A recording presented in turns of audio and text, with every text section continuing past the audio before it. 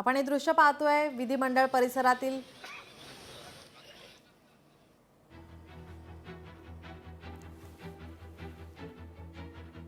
काल अर्थसंकल्प सादर करण्यात आला आणि त्यानंतर आज काय घडामोडी होणार याकडे सर्वांचं लक्ष लागलेलं आहे।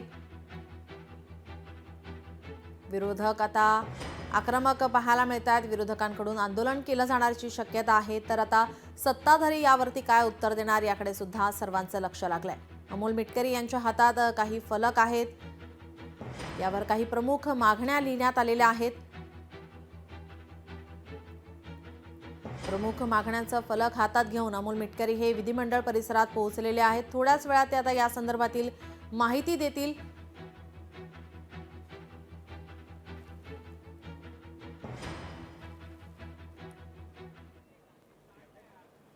विधिमंडळ परिसरातील आपण हे दृश्य पाहतोय।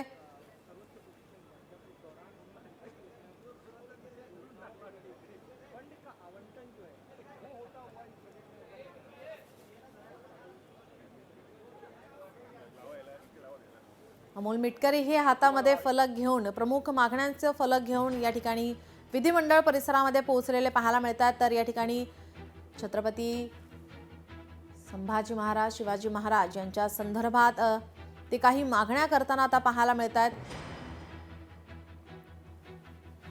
आपले प्रतिनिधी स्वप्नील जाधव आपल्यासोबत जोडलेले आहेत। स्वप्नील, आपण पाहतोय अमोल मिटकरी यांच्या हातामध्ये प्रमुख मागण्यांचा फलक आहे। नेमक्या काय मागण्या आहेत या?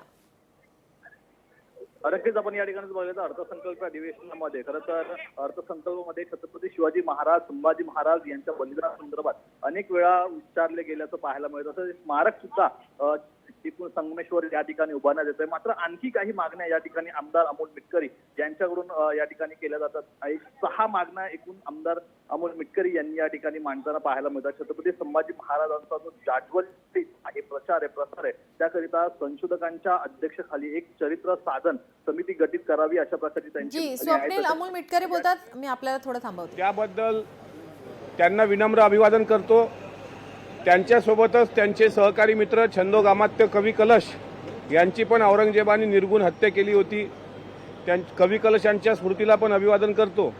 दरवर्षी अर्थसंकल्पीय अधिवेशनाच्या दरम्यान 11 मार्च हा दिवस येत असतो।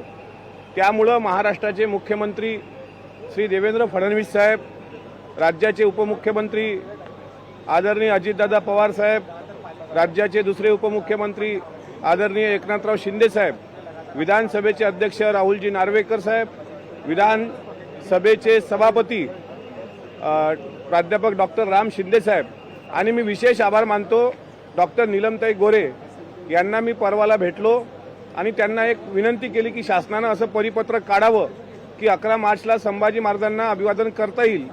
आणि विधान भवनाने तात्काळ परिपत्रक काढलं आणि सकाळी 10:30ला आता अभिवादन कार्यक्रम सुद्धा आज संभाजी महाराजांना ठेवलेला आहे। त्याबद्दल महाराष्ट्र सरकारचे मी मनापासून आभार व्यक्त करतो।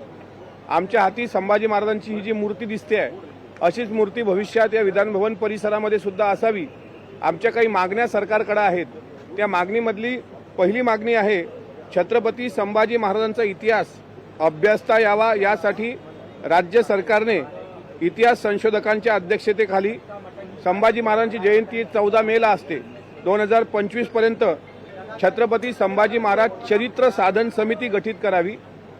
नंबर 2, संभाजी महाराजांचं तैलचित्र जे रमेश मिस्त्री यांनी तयार केलेलं आहे तत्कालीन इतिहासाचे संदर्भ घेऊन आणि ते प्राध्यापक डॉक्टर जयसिंगराव पवार सरांकडे कोल्हापूरला आहे।